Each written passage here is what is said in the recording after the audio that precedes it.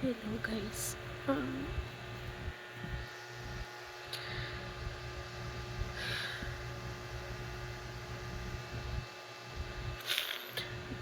Di ko alam kung saan ko ilulugar yung sarili ko bilang isang ina.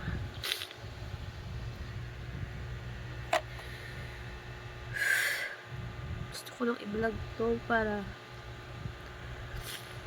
ma-record ang kung ano yung sasabihin ko.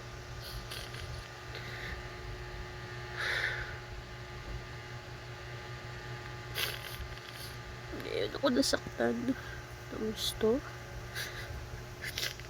Kasi di pa pala sapat yung aruga o nawa sa lahat ng nangyayari. Sa araw na ito, nagkaroon kami ng sagutan na anak. As of 9 o'clock. 9 o'clock. Araw ng Biyernes. Araw ng Biyernes. Galing siya sa school. Ng 10 a.m. to hindi ko alam kung ano oras siya umalis ng school. Basta kakauwi niya lang ng 9 o'clock ng gabi, which is 4 p.m. pa lang. Nagtanong na ako kung ano oras siya uwi. Hindi pa daw siya uwi. And then bilang isang ina, syempre iniisip ko yung pagod niya. Kasi alam ko wala siya tulog, galing pa siya ng work. So, ang after ko lang naman is kumustahin, saan siya. I have lots of calls, pero hindi naririn siya on yung phone niya. Yung hindi ko alam kung ano naiisipin kasi pagod nga yun. Pagod siya. Pero bilang isang ina nag-aalala, pag uwi niya na bahay, hinihilaw siya. Tingin ang sorry sa nanay. Pasensya mama kasi ganito ganyan, wala ka marinig. Hanggang sa ako sumabog. Siyempre nanay ako, tanong ko bakit ka pumapayag na ganyan kahaba. Kasi yung performance nga nila sa school, yung practice na yan, alam ko naman na everyday naman na yung practice na yan. So, pwede naman siguro siya mag-exit kasi iba naman yung situation niya sa situation ng iba na students. Sabi ko, pwede mo naman siguro pakiusapan yung trainer nyo na uwi ka na kasi may work ka pa.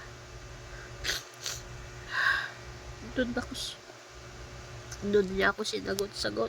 Sabi niya, ikaw na mama yung magsayaw doon. Performance namin yun. Sabi ko naman, bakit? Di ba pwedeng mag-exit ka dahil na may work ka pa? Papasok pa siya kasi ng 9 hanggang 6 ng gabi, ng umaga. Tapos kinabukasan may pasok pa siya ng 7. So, ang iniisip ko lang, yung kapagpahinga siya. Kasi ang haba na ng practice na yun. Pero mo, nag-rehearsal na sila ng school launa. Tapos dumercho pa sila ng art sound. So, practice more. So, yung lakas niya, binuhos pa niya hanggang 9 o'clock ng gabi. Sabi ko, tama ba yung ginagawa nyo? Kahit sinong magulang mag-aalala na ang sagot niya sa akin. Suportahan mo na lang kasi ako, mama. Sa labas nun, di ko pa siya sinusuportahan sa lahat ng gusto niya. Unawain ko pa siya. Alam ko mahirap. Mahirap yung ginagawa ng anak ko. Pagsabayin yung work, pag-aral, hanggang sa nakabitaw siya, mag-drop na lang ako. Sabi ko,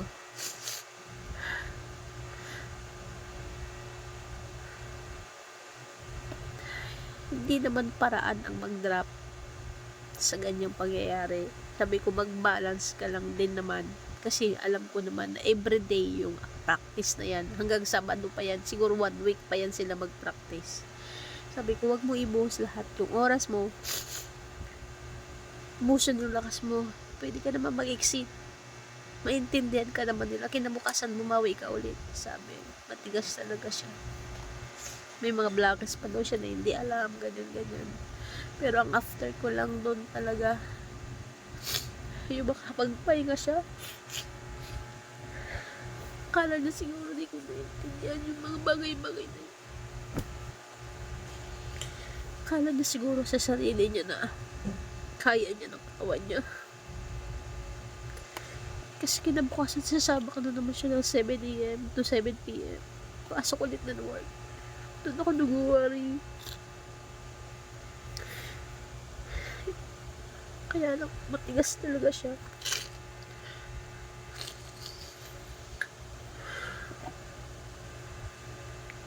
Sa tingin niya siguro kakayanin niya yung ganong pagod. Sa tingin ko hindi. Kaya kung pwede lang sana umuwi na lang siya nakapagpahinga, nakatulog kahit ilang oras bago pumasok. Umalis siya ngayon na walang kain-kain. Kita niya ako umiiyak, wala lang sa kanya yun. Kamatigas talaga sa bato. Hanggang sa nagkasagutan kami na, sabi niya, turing mo kasi sa akin mama, high school pa. Sabi ko, di ka na lang magpasalamat kasi may nanay ka pa na nag-aalalay sa'yo. Wala ka na ginagawa dito.